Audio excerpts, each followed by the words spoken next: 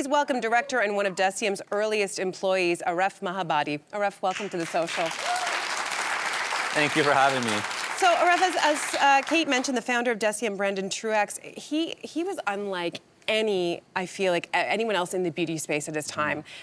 Who was he, and how did his values shape the company's mission, would you say?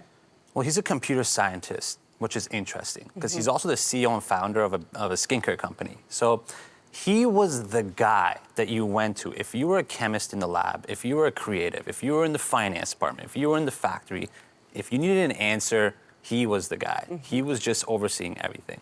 He had such brilliance, and to understand so many different aspects of this business. Yes, yes, absolutely. And you said the company wasn't just the abnormal beauty company in title; it was also a bit of an abnormal company itself. How so? I think you got to watch the film to get that full picture. But where that came from is this is like a ragtag team of people that just came out of college working for this genius, and it's the abnormal company because they are a skincare company in the beauty industry, but they saw no influence in beauty in the industry. They did whatever they wanted.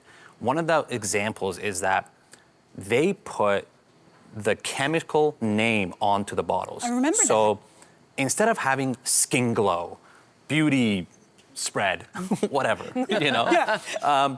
they would sell the individual ingredient, and they would say hyaluronic acid. They would not be afraid to put that chemical. And what that happened was the community that was buying these products started to learn what it was that they were putting on their face. And they're buying it for a fraction of the cost. Yes. And this started the skintellectual, community, essentially. Yeah. I mean, the company Brandon had such a vision, and then by the time 2018 rolled around, the abnormal beauty companies is selling over $300 million a year. And it can't keep up with the demand. And then Brandon takes over the company's social media accounts around that time. Just take a look at this clip.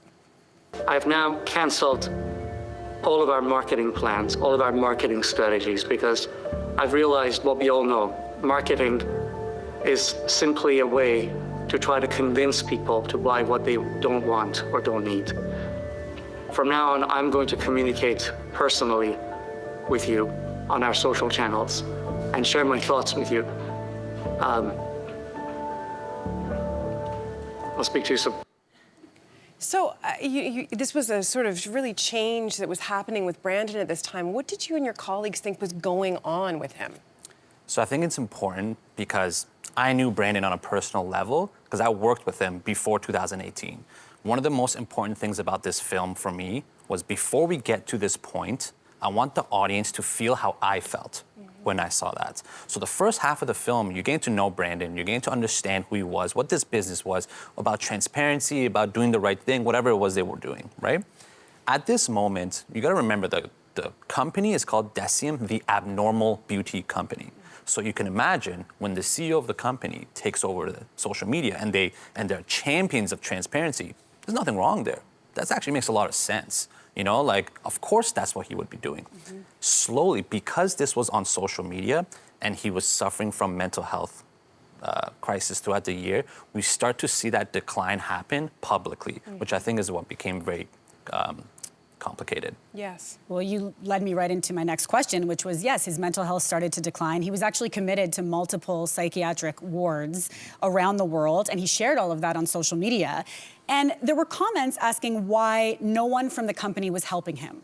What would you say to that? I think people who say that, they're coming from the right place. They want someone to help. What was important for us in this film is to give context, and that's it. What you're gonna see in this film, you're gonna see those videos and you're gonna hear from the people who were his friends, his family, and close colleagues to know exactly what went down. And this is a very personal story. So I think it's all there in the film. Yeah, as you mentioned in the documentary, you really gather together. I mean, you hear from his father and you hear from former colleagues, and you guys really sat together as a group to talk about your individual experiences of watching sort of Brandon's story take a turn. Had you ever formally unpacked this together as a group, or was that the first time? Individually, people had talked amongst each other, of course. What I thought was really interesting from a film perspective is I thought it would be so much more powerful if I can sit there in a group with my colleagues so that we can have a conversation. As opposed to having a one-on-one, which is traditional documentary, I want to have a group conversation. So what would happen is this person would say something and this person would be like, oh my God, I had that exact same experience. So that 8+ hours of interview that we had, there was so much, like we were so connected. And I thought it was, it was very beautiful. Yeah. It was. As a viewer, I found it really moving too. I was also struck by something DECIEM co-CEO and Brandon's good friend who's in the doc, Nicola Kilner, said. She said, people say you have to wait until someone reaches rock bottom, but what about when rock bottom is death? And I'm wondering if thinking about Brandon's story so critically has caused you to draw any conclusions about the way we either do or don't help people who are struggling with their mental health. I think the film's major theme is you get to see that what happens when people start to talk.